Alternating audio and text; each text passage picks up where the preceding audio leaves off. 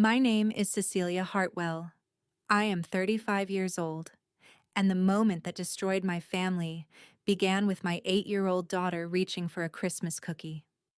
She had barely touched the edge of the plate when my younger brother stepped between her and the table. He told her she had not been given permission and ordered her to put it back. My daughter looked toward my mother, who had already told the children they could have one, then quietly reached again. My brother grabbed her shoulder and shoved her hard enough to send her crashing onto the hardwood floor. Her knee struck the leg of a dining chair, and she caught herself with one wrist before crying out in pain. Instead of helping her up, he looked down and called her a spoiled brat. I rushed across the room as my husband moved beside me. My daughter was shaking, clutching her wrist and asking what she had done wrong. My mother immediately said my brother had not meant to push her. My father told me to quit overreacting and warned me not to ruin Christmas over an accident. But I had seen my brother's face before he touched her. That was not an accident. I helped my daughter stand, took several photographs of her swelling knee, and asked everyone in the room not to delete any videos they had recorded that evening. Then I took her hand, looked directly at my brother and my parents, and said, "See you in court." No one moved. My brother's smile disappeared, and for the first time that night, my parents had nothing to say. Before I tell you what happened after we walked out, tell me, what is the weather like where you are? Does it match your mood right now? And where are you watching from? I am curious to see how far this story will travel. My husband's name was Jonah Hartwell, and our daughter was Phoebe. During the drive to pediatric urgent care, Phoebe barely spoke. She held her wrist against her chest and stared through the car window as Christmas lights blurred past us. Every few minutes, she asked the same question. Had she done something bad by reaching for the cookie? Each time, I told her no. I explained that even if a child broke a rule, an adult was never allowed to shove, frighten, or humiliate her. Jonah worked as a physical therapist, so he knew enough about joint injuries to be concerned about the swelling around her wrist.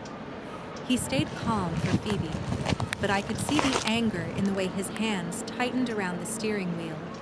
At the clinic, the doctor examined Phoebe's knee and wrist, ordered x-rays, and documented every bruise. Nothing was broken, but she had a mild wrist sprain and a deep contusion where her knee had struck the chair. The doctor took photographs with our permission and recorded Phoebe's description without asking leading questions. Phoebe said my younger brother became angry because she reached for a cookie after her grandmother told the children they could take one. She said he grabbed her shoulder, pushed her, and called her a brat. Hearing my daughter repeat those words in a small, embarrassed voice made everything feel worse. My brother's name was Bryce Aldridge.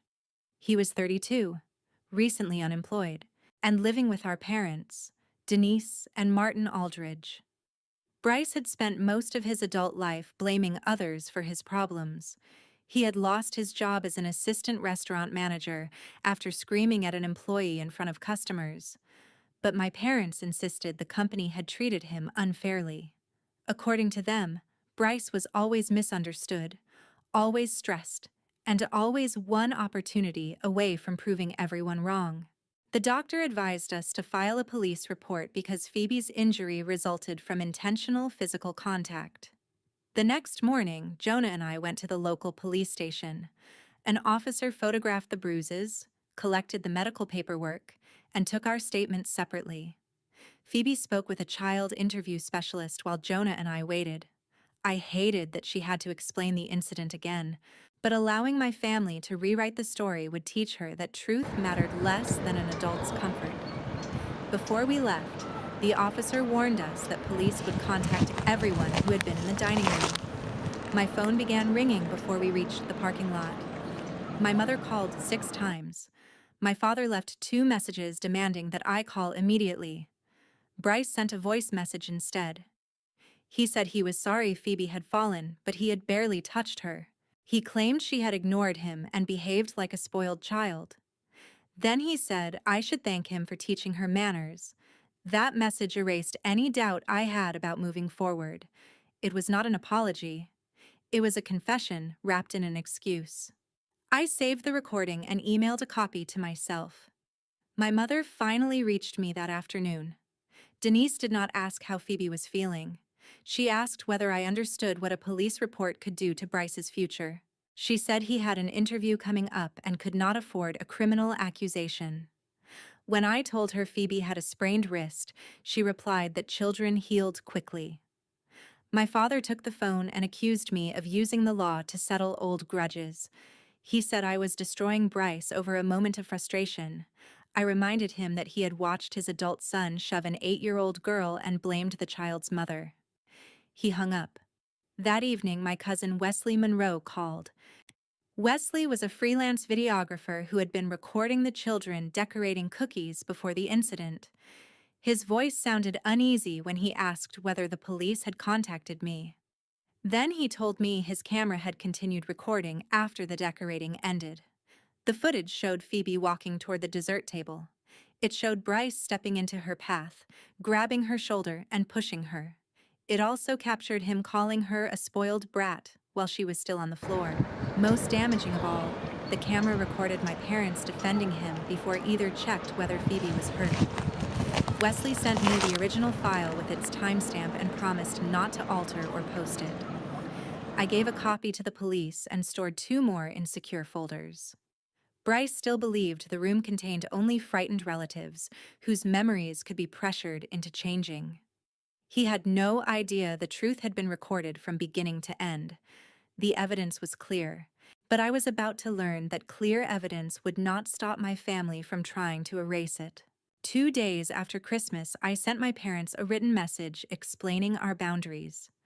Bryce was not permitted to contact Phoebe directly or indirectly. My parents could request a supervised visit only if Bryce was absent and only after they acknowledged that what he had done was wrong. I kept the message factual and avoided insults.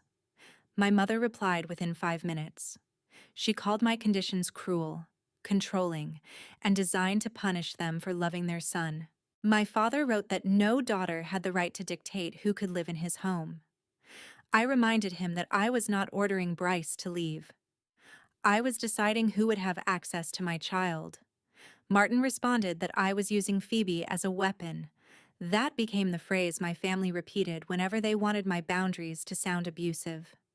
Bryce posted an Instagram story claiming his sister was destroying the family because of a misunderstanding over dessert. He included a short clip recorded on someone's phone. It showed Phoebe reaching for the cookie plate, then jumped forward to the moment I was yelling for Jonah to get our coats. The shove had been removed. Bryce wrote that I had always hated him and was teaching my daughter to lie for attention. Several relatives shared the story before asking what happened. My aunt said Bryce was under enormous stress because he had lost his job. A cousin told me children sometimes exaggerated when they wanted sympathy. Not one asked to see the medical report.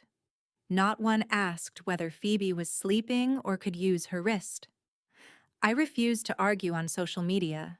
Instead, I created a folder containing screenshots, voicemails, medical records, police documents, and a detailed timeline. Because I worked as a compliance coordinator for a medical equipment distributor, documentation was part of my daily life. At work, I was trained to separate emotion from evidence. At home, that habit became one of the only things keeping me grounded. Jonah installed another camera over our driveway and checked every lock. He did not tell me what decision to make or speak on my behalf. He asked what would help me feel safer, and then did it.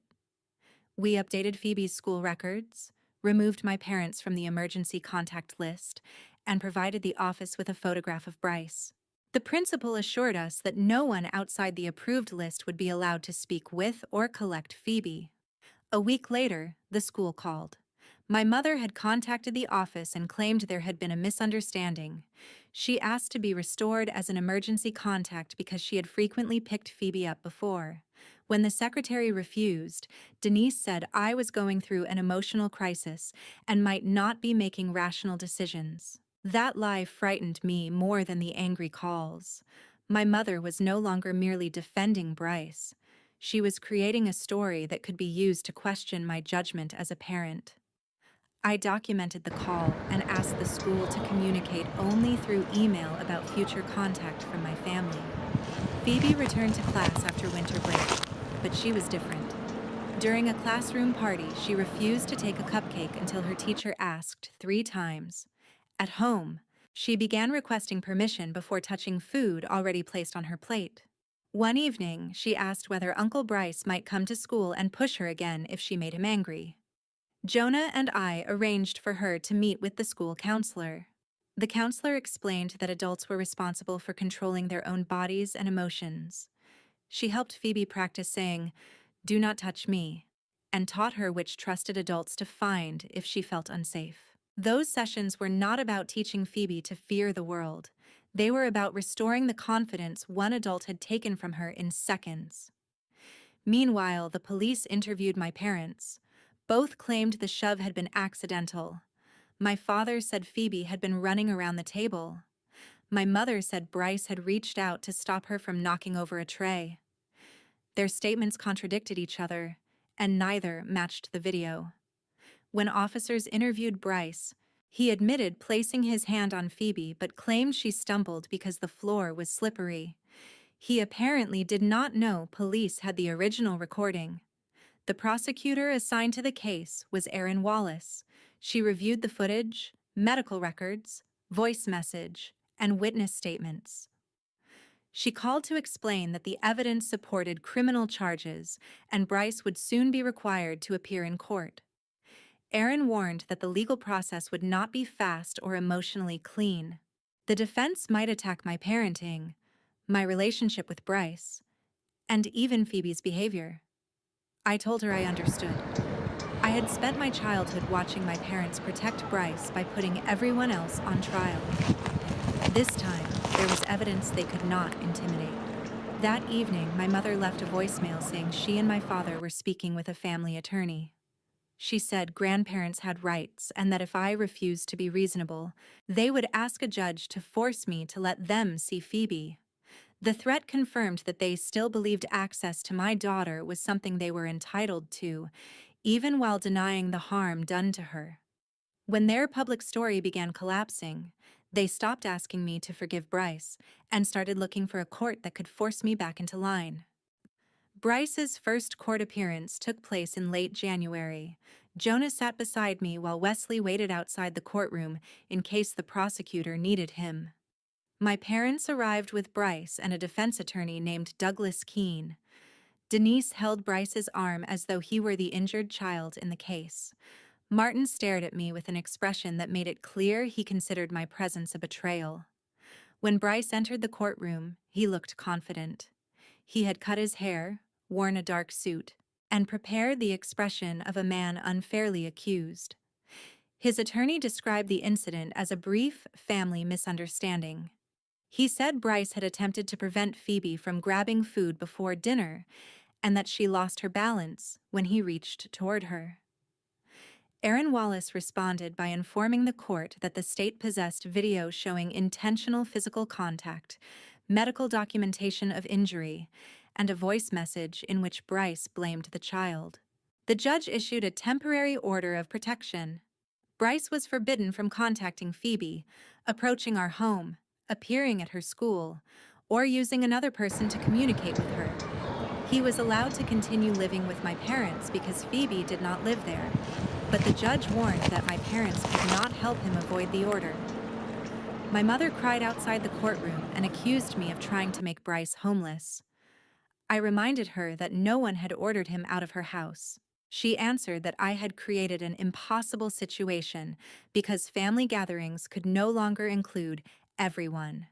That was the first time I understood how completely she viewed Phoebe's safety as an inconvenience. Over the next several weeks, Bryce's attorney tried to negotiate a dismissal.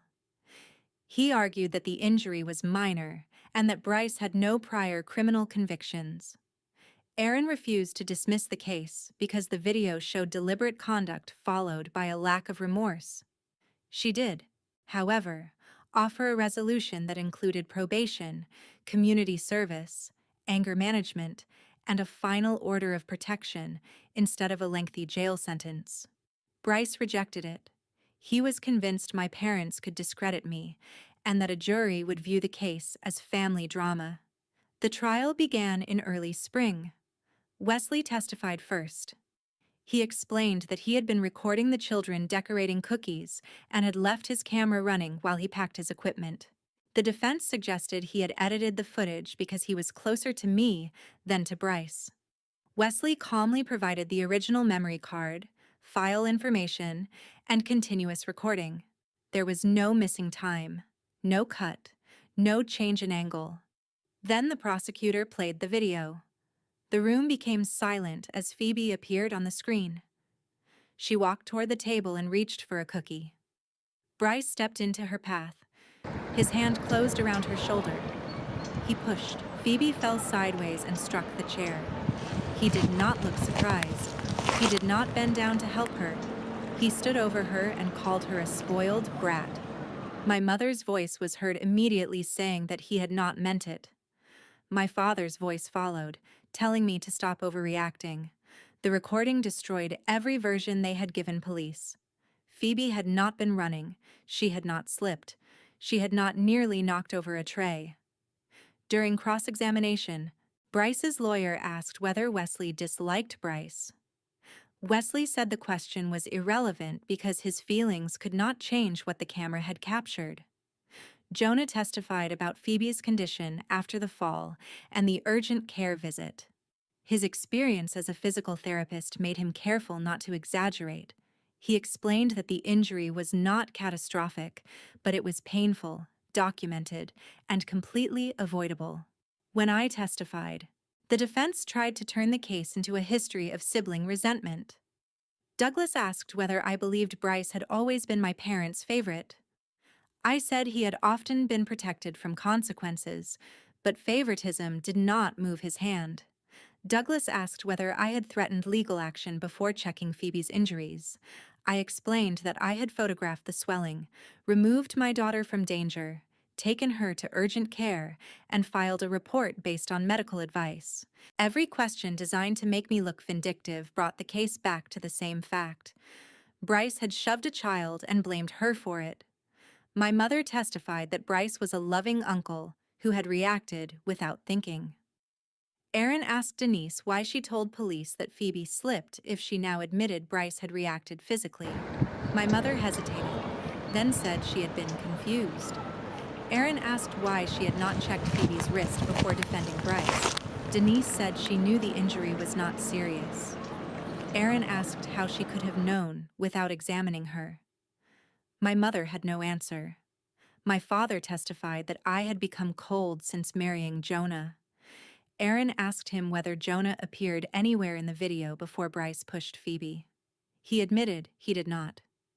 She asked whether Jonah had forced Bryce to insult an 8-year-old. Martin became angry and accused the prosecutor of twisting his words. That outburst did more damage than any question could have done. After the prosecution rested, Bryce's attorney requested a recess. The video had made acquittal unlikely, and the contradictions in my parents' testimony had weakened the defense. Bryce finally accepted a plea agreement. He admitted that he had intentionally made physical contact with Phoebe and caused her injury. The judge sentenced him to supervised probation, community service, mandatory anger management, and a final order of protection. She warned him that any attempt to contact or approach Phoebe would be treated as a new offense and a violation of probation. Bryce stood before the judge and said he understood. Outside the courthouse, however, he told my parents he had accepted the agreement only because the system was biased against men. He never apologized to Phoebe. That night, he posted that innocent people sometimes pleaded guilty because vindictive relatives had more money and influence. My parents shared the post. 2 weeks later, I received papers informing me that Denise and Martin had petitioned family court for grandparent visitation. Bryce had finally been held accountable, but my parents treated the judgment as an opening move rather than an ending.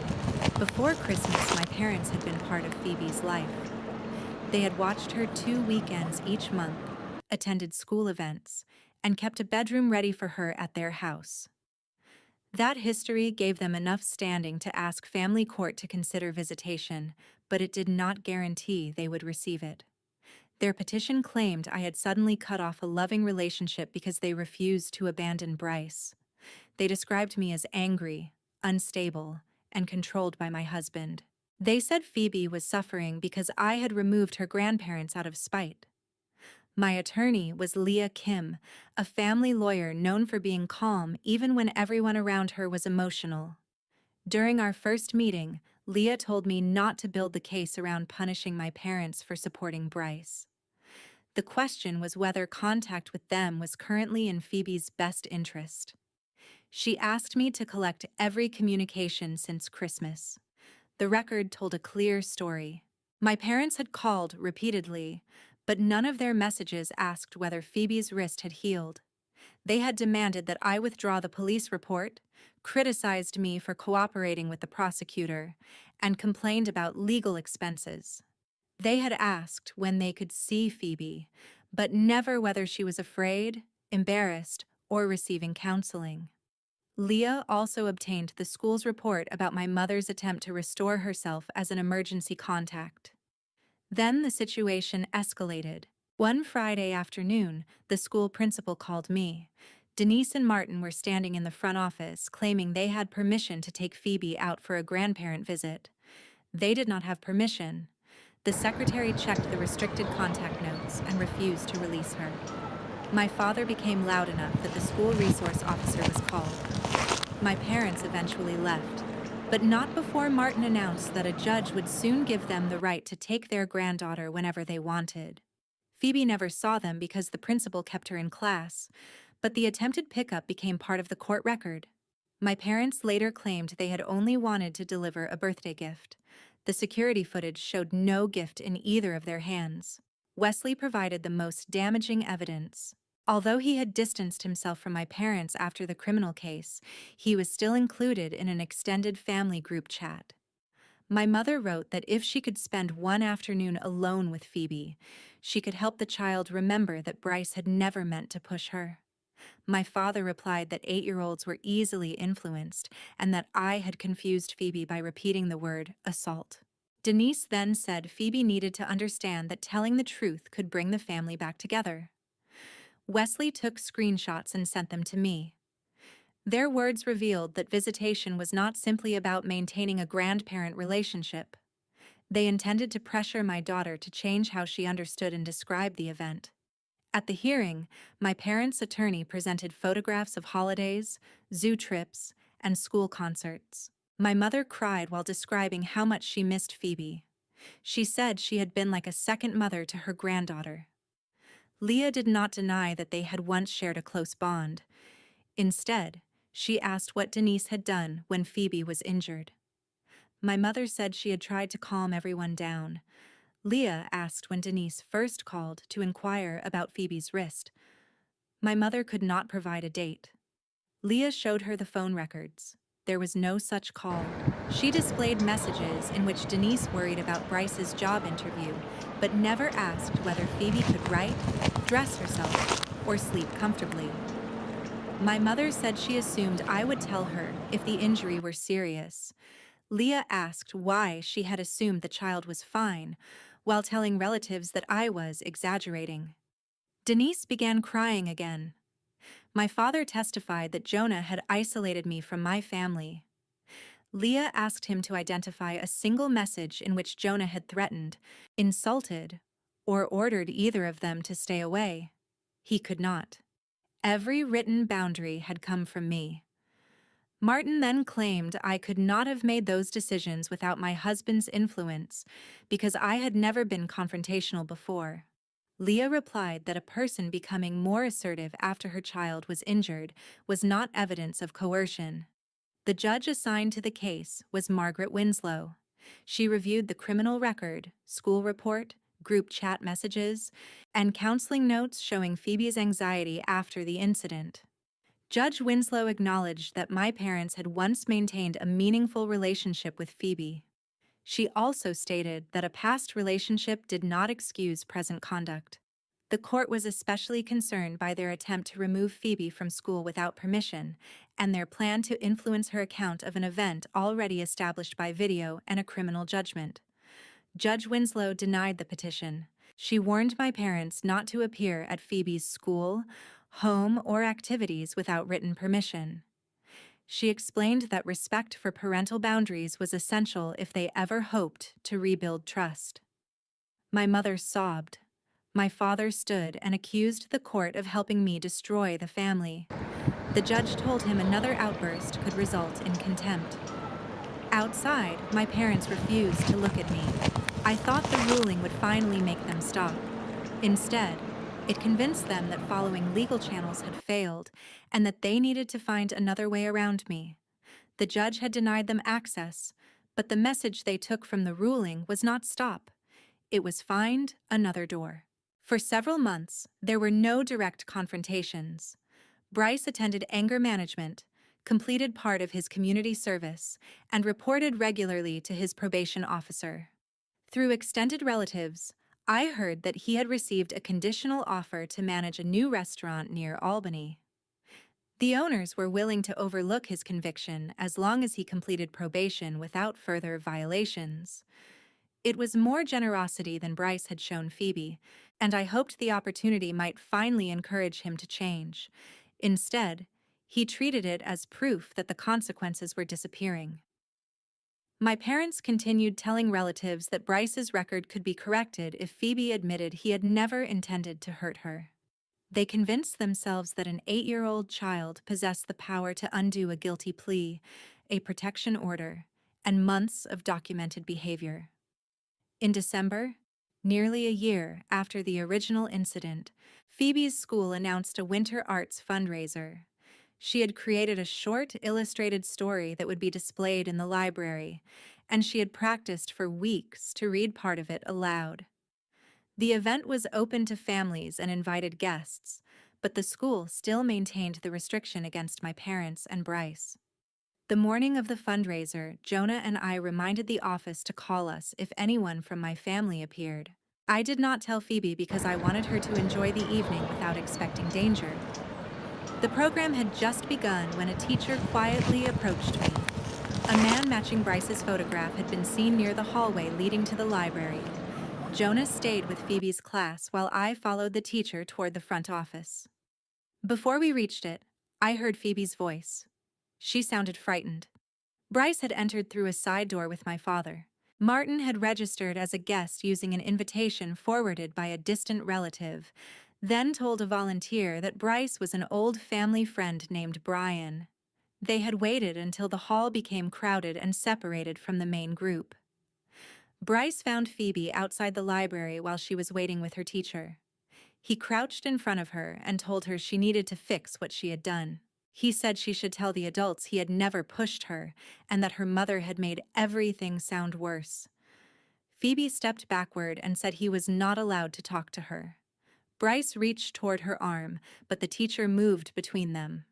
When I arrived, Bryce was arguing that he had a right to speak with his niece. My father stood behind him, insisting that no one was in danger. I told the teacher to take Phoebe to Jonah. Then I looked at Bryce and asked whether his probation officer knew where he was. His expression changed. Until that moment, he had apparently believed my father's presence would make the violation look like an accidental family encounter. The school resource officer arrived with 2 administrators. Bryce claimed he had only wanted to apologize, but Phoebe's teacher repeated exactly what she had heard. He had not apologized. He had tried to make a child change her account. The officer confirmed the active protection order and placed Bryce under arrest. My father shouted that I had set them up. I reminded him that I had not invited either of them, opened the door for them, or brought Bryce within feet of the child he was legally ordered to avoid. Martin refused to leave until the officer warned him that he could also be arrested for trespassing. As Bryce was led away, he turned toward me and yelled that I had ruined every chance he had to rebuild his life. I said nothing. His life had been offered another chance. He had used it to frighten my daughter at school. The hallway cameras recorded Bryce entering with my father. A volunteer confirmed that Martin had provided a false name for him. The teacher gave a statement about Bryce pressuring Phoebe. The evidence was immediate and impossible to reframe as confusion.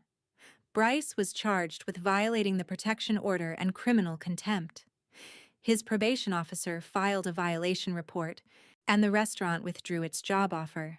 At the hearing, Bryce's attorney argued that he had not threatened or injured Phoebe.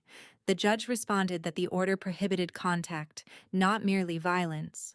Bryce had knowingly approached a protected child and attempted to influence her description of the crime for which he was on probation. His probation was revoked. He received time in county jail, additional counseling requirements, and an extended protection order. My father was permanently banned from school property and cited for trespassing. Leah also helped us request a family court protection order against both of my parents. We presented the attempted school pickup, the group chat messages, the rejected visitation petition, and Martin's role in bringing Bryce into the fundraiser under a false identity. Judge Winslow granted a long-term stay-away order covering our home, Phoebe's school, and her activities. My mother blamed me for the result, but even she could not claim she had not been warned. Wesley cut off contact with my parents after learning what Martin had done. He said helping Bryce reach Phoebe was not loyalty. It was participation. Watching the handcuffs close around Bryce, I finally understood that consequences had not destroyed him. His refusal to accept responsibility had. 18 months later, Jonah and I moved to another community in the capital region. We did not move because Bryce had defeated us or because my parents had frightened us out of our home. We moved because Phoebe deserved a school where the office staff did not recognize her grandparents from security alerts and where a winter fundraiser could be only a winter fundraiser. Jonah found a position at a larger rehabilitation clinic, and I arranged to work from home 3 days a week. Phoebe entered her new school quietly, but within a month she had joined an art club and made 2 close friends. Her new teacher told us she was thoughtful, observant, and unusually good at noticing when another child felt excluded. The fear around food gradually disappeared. One afternoon, I watched her walk into the kitchen, take a cookie from a cooling rack, and call out to ask whether anyone else wanted one. She was not nervous. She did not apologize. It was an ordinary moment, which made it feel extraordinary. Wesley remained part of our lives. He visited every few weeks, taught Phoebe how to use a simple camera, and never asked her to discuss the Christmas incident. He understood that being a safe adult meant allowing a child to be more than the worst thing that had happened to her. Bryce eventually completed his jail sentence, but the protection order remained in place. He was required to continue counseling and could not approach us. Through relatives, I heard that he worked overnight shifts at a warehouse and still told people I had destroyed his career. I no longer needed him to understand the truth. Accountability did not depend on his agreement. My parents sent letters through their attorney. The letters said they missed Phoebe and wanted the family restored. None of them acknowledged the attempt to remove her from school, the plan to change her story, or my father's decision to escort Bryce into the fundraiser. They asked for reconciliation without responsibility. I did not respond. For a long time, I felt guilty that Phoebe had lost an entire side of her family. I worried that one day she would accuse me of taking away grandparents who had once loved her. Counseling helped me understand that love without safety was not enough. Adults could feel affection for a child and still behave in ways that made access to that child dangerous. Being related to Phoebe did not give anyone the right to ignore her boundaries, frighten her, or use her as a tool to protect another adult. I also learned that forgiveness and access were not the same thing. A person could release anger without reopening the door. A child should never be required to hug, visit, or forgive someone simply because that person was family. Real reconciliation required an honest acknowledgement of harm, respect for boundaries, and consistent change over time. My parents wanted the reward of reconciliation without doing any of that work. The most important lesson came from Phoebe herself. One evening, she asked why adults sometimes said sorry but continued doing the same thing. I told her that a real apology was not only a sentence, it was changed behavior. It meant naming what you had done, understanding how it affected someone, accepting the consequences, and choosing not to repeat it. She thought about that, then said Bryce had never really apologized. I told her she was right. I also told her it had never been her responsibility to make him become a better person. Protecting a child is not revenge. Revenge seeks pain for its own sake. Accountability protects people, establishes consequences, and prevents harm from being repeated. Filing the police report did not destroy my family. The destruction began when Bryce chose violence and my parents chose denial. Every opportunity afterward gave them a chance to change direction. They could have checked on Phoebe, admitted the truth, respected the protection order, or accepted the court's decision. Instead, they kept choosing Bryce's comfort over a child's safety. Cutting contact was not a failure of love, it was an act of responsibility. Phoebe was learning that her body belonged to her, that trustworthy adults listened when she said she felt unsafe, and that peace was not valuable when it required silence about harm. She was also learning that family could be built from people who showed up with honesty, respect, and care.